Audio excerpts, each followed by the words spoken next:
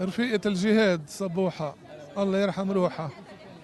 بدنا نضل نتصبح بصوتها وبصوته كل يوم بإذن الله. تركوا لنا كنز بدنا نحافظ عليه، كنز من الفن المزبوط والوطنية. الله يخلينا إياكم ويرحم أمواتكم، يرحم اللي راحوا، ونضل محافظين على هالإرث المشرف. صبوحة هلا عم بتفتح لنا جروحاتنا. الأستاذ سعيد عقل الكبير، هالمسبحة عم بتكر روح حبة ورا حبة. الحمد لله، الأمل بالله كبير وبالأجيال اللي جاية إنه تحافظ وتكفي المسيرة، والصحافة تكون مؤازرة للأعمال السليمة والمشرفة. انتوا عليكم الاتكال مثلنا. الله يخلينا إياكم.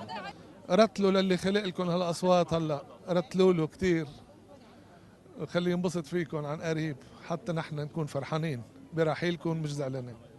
لروح صباح أقول صباح مشرق بروحها الموجودة معانا واللي حتبقى موجودة بتاريخها. بقول لها نامي يا حبيبة قلبي منيح، بقول لها انت ما رحتيش، انت نايمة، وشكرا على التاريخ اللي تركتيه لنا. شكرا يا ماما يا ست الكل. الجميع يعرف انه من في عمري 18 سنة مدت لي ايدها، ويليها 25 سنة.